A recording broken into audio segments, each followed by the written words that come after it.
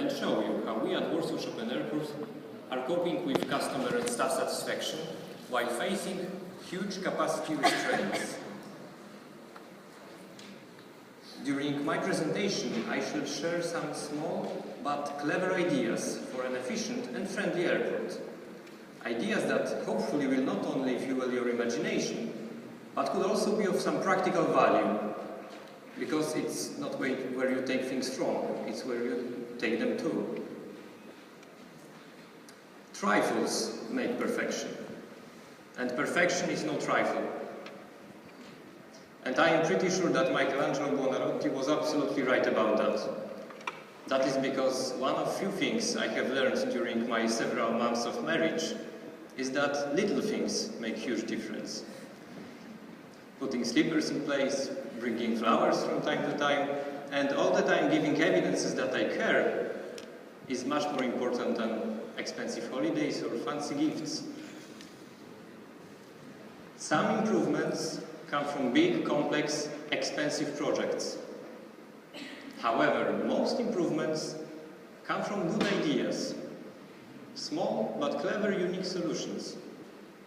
Find a good idea, the rest will follow. Imagine this: a medium-sized airport in Central Europe enjoying steady growth at 7% year after year, approaching 9.6 million passengers per annum, 28 scheduled and charter airlines, 350 daily flights to 84 destinations on 4 continents. 2 intersecting runways, 1 terminal with a design capacity of 11 million passengers. The original building, constructed in 1992, and the new extension opened in 2008. That was Warsaw Chopin Airport in 2012. 2012 was also the year when we planned to start the renovation of the old section of the terminal.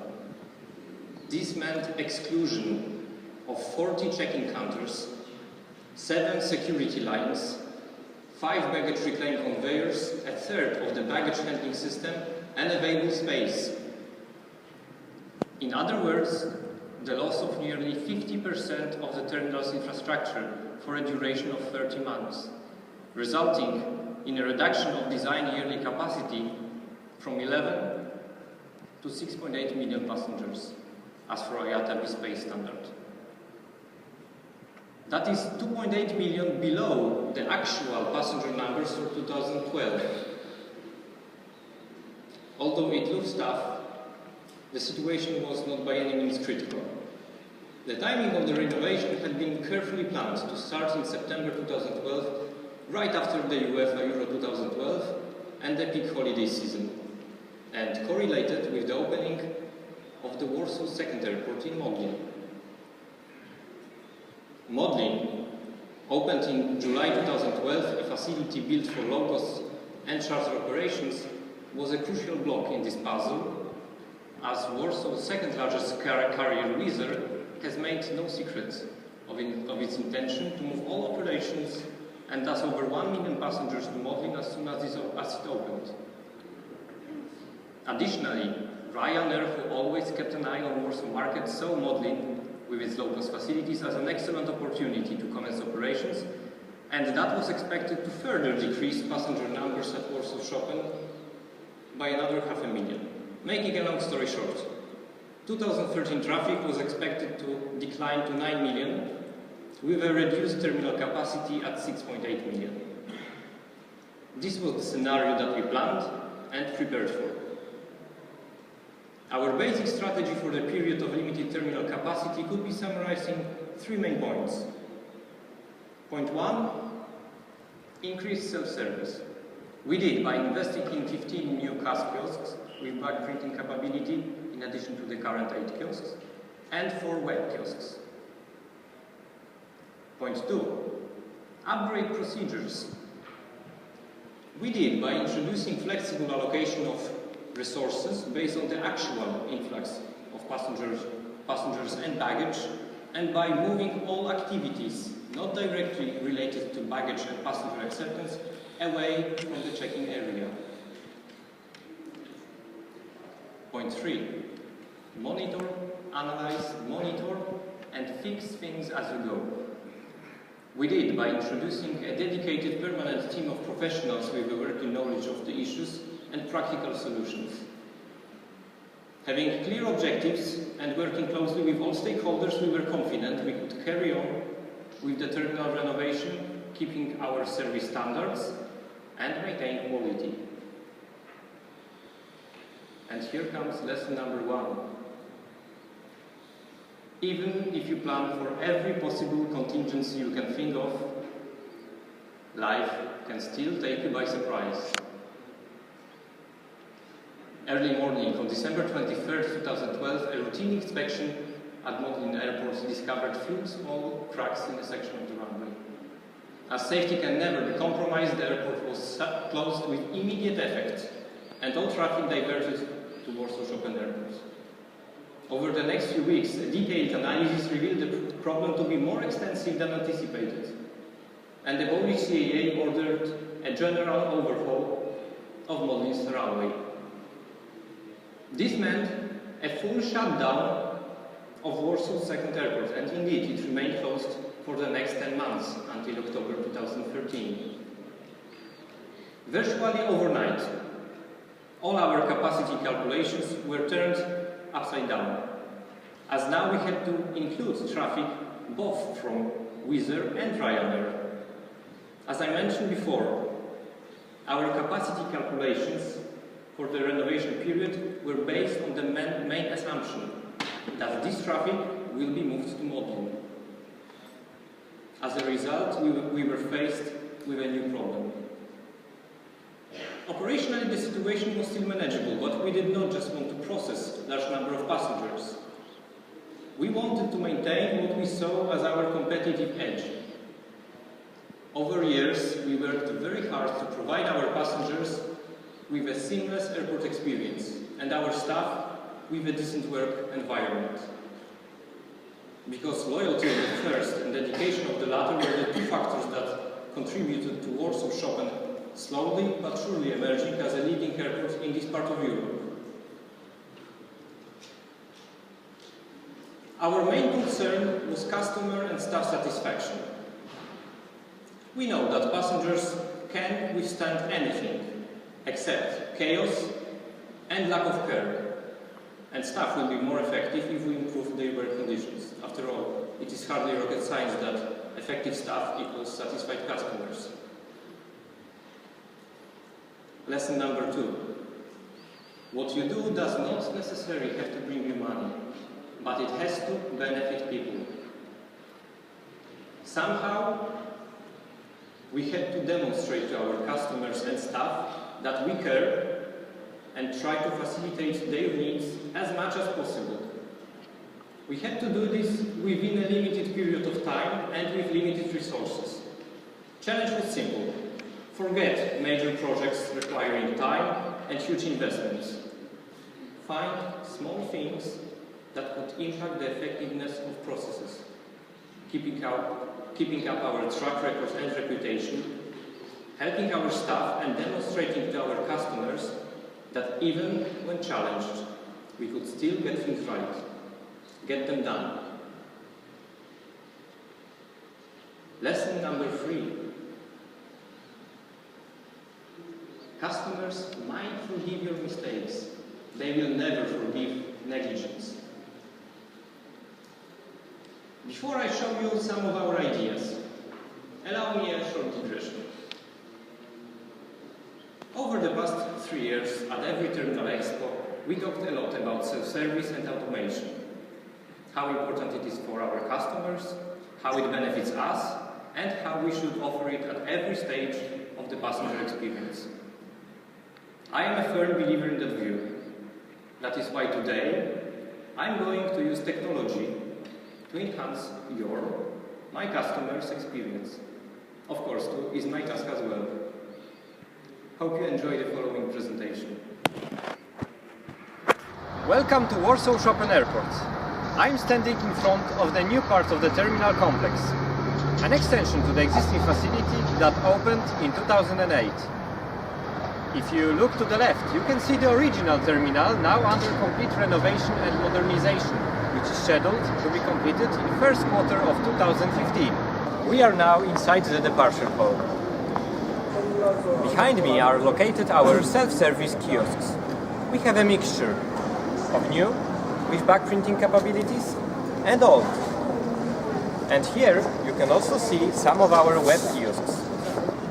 But I really wanted to introduce you to Marta, our virtual assistant. She speaks both Polish and English, talking about our self-service check-in. Instead of typical tutorial, Marta gives us an overview of how quick, effortless and stress-free it is for one to use self-service kiosk. Marta is the first virtual assistant deployed not only in Poland but in this part of Europe, and one of the few being in service at airports worldwide. She works 24/7 and our customers like her and find the information useful. Some clients even commented on social media that we should reduce her workload as she looks a bit pale. You might think, nice toy. Actually, it is much more than that. Marta demonstrates our commitment to assist and help customers. Customer comments on social media show that they recognize and appreciate that. We put great importance and focus on passenger at check-in counters. We keep doing that, although today check-in counter is becoming nothing more than a backdrop point. We recognize that. At every check-in desk we now have a clear, visible passenger information with basic requirements and recommendations for efficient baggage handling. We believe this information is useful, helping customers and assisting staff. Since introduction, we saw a decrease in incidents related to damaged baggage or baggage system failures. We are now in the central security area. One of the most common passenger complaints, and one that significantly influences negative customer perception, is chaos in queuing. That is why we introduced a smart solution that reduces staff engagement, ensures permanent optimal queue configuration, provides instant response time, and eliminates errors, ensuring effective use of available queuing space. The system is very simple. It consists of several gate arms and motion sensors. When the queue comes within the sensor's reach, the sensor transmits a signal to the control console. By highlighting one of the buttons, it indicates to the operator the need to change the queuing configuration. As you can see, 6 configurations are possible. Configuration 1 being the shortest and configuration 6 being the longest queue. Additional button opens a dedicated passage for PRMs and families with small children.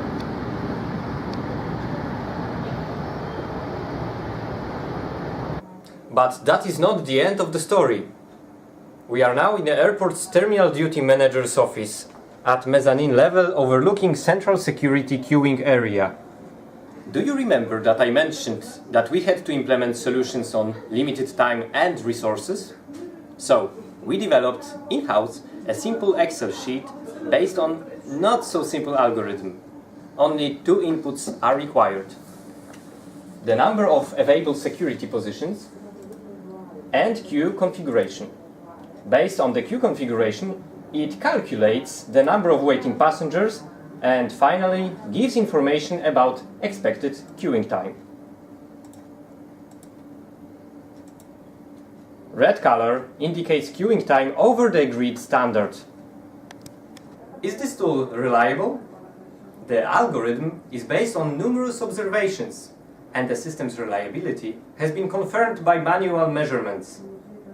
Introduction of this simple tool was only possible through organized management of the queuing system. This simple tool is an important part of our queue management system. It allows the terminal duty manager to monitor and proactively adjust the number of open security positions before the waiting times exceed what we want our clients to experience. Does it help staff and passengers? I will let you answer that. Another small enhancement for staff and customers. At every immigration area, we have introduced an immigration priority pass. It is exclusively dedicated for short transfer passengers who are at risk of losing their connection and are escorted by airline or handling agent staff. A simple barrier allowing collision-free priority access for short transfer passengers without cutting off immigration positions or creating queuing disorders. Again, no rocket science here. At Warsaw Chopin Airport, each of our loading bridges can be used as a direct connector to the airplane or as a bus gate. To allow simultaneous boarding, we had to ensure that the passengers get to their respective exits, and thus airplanes. Again, the task was to minimize staff involvement, ensuring maximum safety. At each gate and inside loading bridge, we introduced a system of alarm tape barriers. The barrier is armed each time the tape is closed. Any unlawful attempt to cross the barrier triggers off a loud alarm, both inside the loading bridge and at the gate outside. This alerts and causes action from the staff. One may ask, is it effective? Yes, in our experience it is, and it has significant benefits. Better utilization of loading bridges by allowing simultaneous boarding, especially important in irregularities. Less staff needed at gate, eliminates boarding mistakes, ensuring the right passenger gets to the right exit.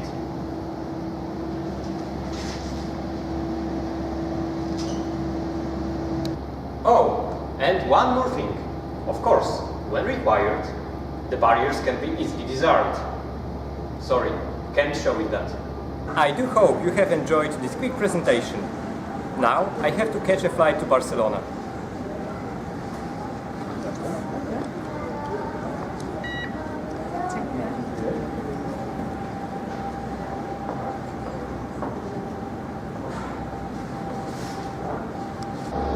I have just shown you some of the features we offer at Warsaw Chopin Airport. Some small smart ideas for friendly and effective operation. Ideas that are a part of our ongoing effort to keep a promise to our customers. A promise of safe, on time, and last but not least, a friendly and effective, a seamless airport experience. See you in Barcelona!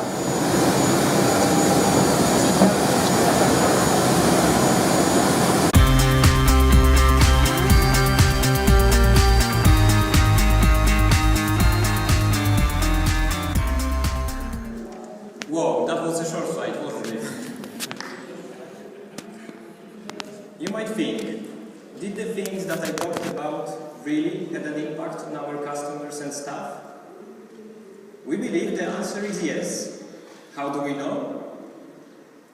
Because in 2013 we served 10.6 million passengers, which is over 1.5 million more than originally expected. In addition to Wizz Air and Ryanair, we saw Emirates and Qatar commence daily operations, and our home carrier introducing Bain Dreamliner. We saw big crowds during peak hours, long queues, crowded spaces. Yet, customer and staff satisfaction levels remained. People are reasonable. They understand inconveniences caused by independence forces, for example renovation. They understand as long as they see that you are trying to make their life easier. Remember lesson number 3? Customers might forgive your mistakes. They will never forgive negligence. Let me conclude by repeating a statement I made at the very beginning of this presentation. Some improvements come from big, complex, expensive projects. However, most improvements come from good ideas, small but clever, unique solutions. Find a good idea. The rest will follow. Thank you very much. You have been a patient audience. I will gladly answer any questions you might have. Thank you.